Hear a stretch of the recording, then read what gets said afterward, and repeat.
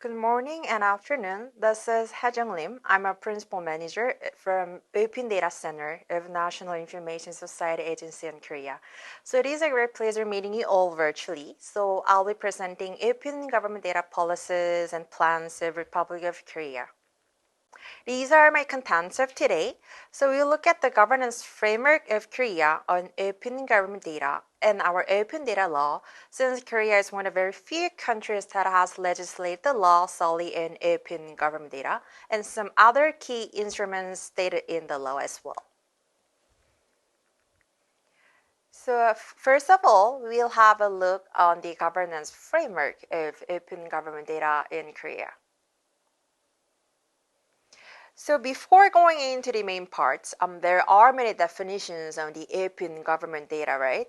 But in Korea, according to our law that has been legislated 2013, open government data refers to a data created and retained by the government and municipal organizations and public organizations that is available to people. So just put it in simple. So in order to proactively release open government data and to create new business opportunity by analyzing, the Korean government enacted what we call open data law in 2013 and has been implementing a variety of policies ever since. So this is a governance framework of open government data in Korea. So on the very top, you see that we have Open Data Strategy Council, so which is a deliberating body under the Prime Minister and co-chaired by a private representative appointed by the President of Republic of Korea. So this council basically deliberate and coordinate, monitor, and all evaluate governance major open government data policies and plans and their implementations. And half of the members are from the private sector, and half of the members are from the private sector actually. So you may see that like how Korean government is focusing on the cooperations between private and public sector as well. And of course, under the Strategy Council, we have a leading ministry. It's a Ministry of Interior and Safety responsible for developing open government data plan and strategy. And we, NIA, we support MOIS to implement those plan and strategy. And on the very last, but definitely not the least, we have what we call Open Data Mediation Committee. So this is a very special committee that I've never seen in the other nations. That this committee actually mediate disputes for release of open government data refused or suspended by public institutions. So I want to just elaborate more on this committee. So this is how this committee works. So this mediation committee is composed and consisted by a variety of members like lawyers and professors and other experts from a variety of areas as well. And once the user is refused by agencies that the user request on the data sets to a certain institutions, then this user does not have to go to a complicated procedures, but rather just they may go to this committee and request for appeal. So in last year, there was this case. So this user wanted data sets on the exact locations of a fire accident. So he requested it to a national fire agency. But this fire agency has been refused to release a data set saying that this data contains a personal information, which is right. So this user really wanted this data sets, and then he made an appeal to this committee, and this committee went to a fact-finding survey, and they held both hearings from both side, and they've come to resolutions that the fire agency should release the data sets, but deleting the room numbers so that personal information cannot be identified. So this committee is existence that to guarantee people's right access to a right government data sets. So this is a governance framework of open government data in Korean government. So on the very top, we have what we call Open Data Strategy Council, so which is a deliberating body under the Prime Minister and co-chaired by private representatives appointed by President of Republic of Korea. And this council deliberate and coordinate, monitor, and evaluate all government major open government data policies and plans and their implementations. And we have a leading ministries, Ministry of Interior and Safety, responsible for developing open data plan and strategy, and we, NIA, support MOIS to implement those plan and strategy. And Korean government is also exerting much efforts on building strong cooperation with private sector as well. So this is a very successful case where public-private partnership works so well. So back in 2020, if you recall, that right after the outbreak of COVID-19, to solve the social issues that lack of facial masks in Korea, Government of Korea released the data sets on real-time inventory of facial masks that has distributed to the pharmacies. And private sector have developed about 150 apps and web services using this government data sets that citizens can track real-time inventory of facial masks in nearby pharmacies. And now let us jump into the main part. Okay, so this is Korean open data law, and there are many articles, but these are some key articles that are pulled out. According to our law, all government bodies should designate and appoint 2 officials responsible for open government data within their organizations. And we also have to develop open data master plan in every 3 years, and all government bodies should develop implementation plan in every year on how to support pan-government master plan. And I'll be discussing other articles in the later part with our actual project. So this is our 4th open data master plan that have been developed in last year. So we have basically 3 main goals. First goal is expansions of releasing and utilization of open government data to realize the digital platform government, which is a national agenda announced by the president last year. And second one is solving issues with the open government data and strengthening support for public-private partnerships. And third, we are also making revisions to our open data law since it's been our 10th anniversary since its legislative. So to strengthening the releasing obligations of each institutions. And now let us move to the main projects of 4th Open Data Master Plan, Part 1, Releasing Data Sets. So this is Open by Default project. It's one of the key projects that Korean government will plan for the next 3 years. So I want to just explain a little bit on the data platform that we are operating.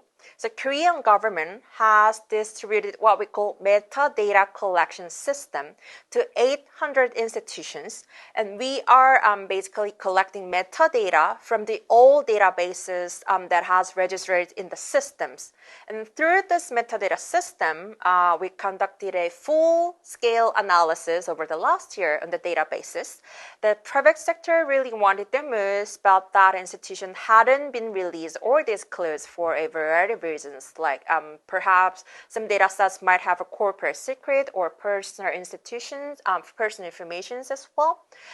And also by carefully examining the reasons for the data being kept undisclosed or kept in private, which is also you can see in the slide, there are about 260,000 data sets are not disclosed for a number of reasons, and we have determined that about 100,000 of these data sets could be disclosed. They can go to the publics.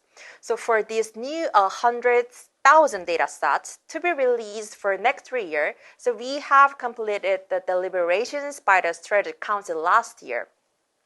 And our role in here is that we are providing consulting on the identifications on personal information and converting it to statistical data sets.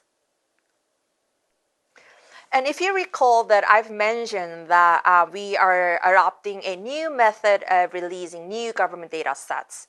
So Korean government has very strong legal framework, although there are some data sets that we are struggling with disclosing.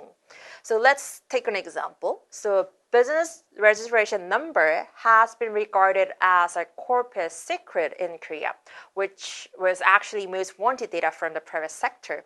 And since the institutions has been kept refusing to release the data sets, so we have proposed to them what we call true or false API service. So once the user put a business registration number to this API service, then this service tells whether the number is valid or invalid. So this is one of the new methods, the paradigm shift that how Korean government is dealing with the data sets struggling to disclose it. So this true or false API service can be actually expanded to a variety of fields, such as we will be expanding the service to a passport number and national license issued by the government. So we will be using these new methods of releasing data set to a variety of fields. And lastly but definitely not the least, I want to talk about some other key instruments stated in the law. So one of the questions I get most often is how do you ensure that all institutions to follow government policies, or what is their motivations? And our pan-government evaluations on open data operations and management can be an answer for this question. The Korean government is implementing this evaluation once in a year to see overall status of open data of about 600 institutions. So there are basically 5 criteria. For instance, let's look at the infrastructures. So we evaluate whether the institution is educating and training officials in open government data within their organization.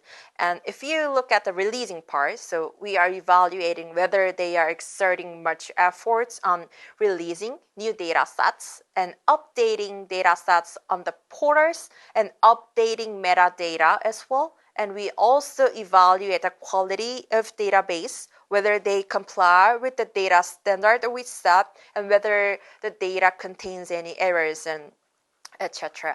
So due to a time limit, I haven't elaborated in this slide, but Korean government is exerting much efforts on the data quality aspect as well. That we have set certain standards to comply when the institutions are releasing to the portal services. About 169 types, basically those data sets that are very meaningful when it's released at the national level, like public infrastructure data, like parking lot data or park data or children data as well. And also that we have set another standards for storage as well. So we are exerting much efforts on the quality aspect as well. I just want to make a point of it. And the important part in here is this result of these evaluations is reported to the meetings held by the President of Korea. And the score of these evaluation is kind of directly linked with the human resources and budget guaranteed of the next year. And also for public institution, it is also linked with the salary of the CEO. So you may assume that how institutions are eager to do well on this evaluation. So this would be a more of great motivation for institutions to follow the government strategies or plans. And if you recall that Korean government is exerting much efforts on building cooperation with the private sector. So let's take an example. So on the slide, you can see there are 2 applications, same functioning on the weather forecast. So on the very left side, one is developed by national weather agencies, and one is developed by a very small data company on the right side. Then probably most people, citizens, will download the one developed by a national weather agency, thinking that that would be more reliable or accurate, despite the fact that these 2 apps are using the same data sets.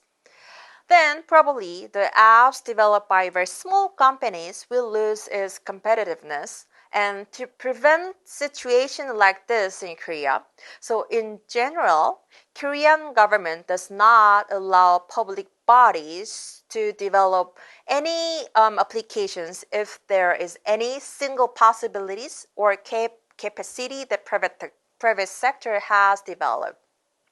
Of course, there are exceptions like natural disaster and like COVID-19 or like emergency situation. Of course, government can intervene and develop related services. But other than that, we really want or we really think that the private sectors are key of the data ecosystem. So we really want them to be a unicorn corporations using open government data sets and utilize the data sets as much as they can so they can come up with the creative services that we've never thought of.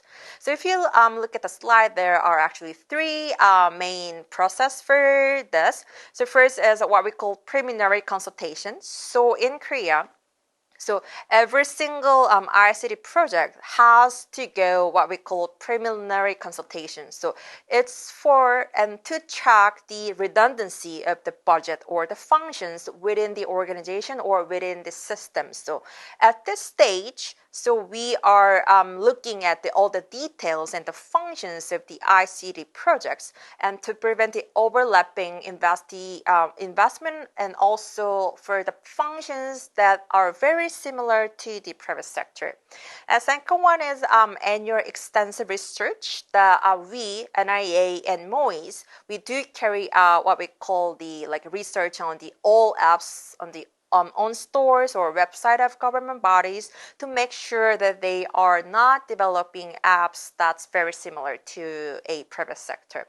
And third one is a regular report. So if you go to our national data portal services, users can actually make a report that any government's services that are operating very similar to a private sector. So you can assume that how Korean government is exerting much efforts on the make sure the private sectors are leading the data ecosystem. Oops. Okay, so based on all the efforts of Korean government that you can see, if you look at the releasing part, so there were only about 5,000 data sets in the 2013, where right after the legislative law of open government data. But now actually there are more than 80,000 data sets in our national data portal. So if you go to our national data portal services, it's data.go.kr. We are providing English services as well, so you may check later on. So we are providing these 80,000 data sets in either file data or in open API format, and 98% of the data sets on our national data portal are all the open format. So when we speak of open format, it shouldn't be any presentation file or PDF file. So it should be at least above CSV or JSON file, so that users does not have to invest any additional time or money to process the data sets. So we really want the institutions to provide the data sets in an open format. So if you recall the evaluation part, that we are also evaluating whether the institution are uploading their data sets in either file data or open API format in complying with the open format that we set. And also, if you look at the reuse cases, there were huge dramatic increase since 2013 that more citizens are using more apps and services, and civic hackers and academias and all private sectors are downloading our open government data sets that have been released our data portal services. And if you look at the services, this is a dramatic part. So if you look at the 2013, there were only like 40 app services that have been using open government data sets, but now actually there are more than 3,000 app services that has registered to our national data portal services that have used the open government data.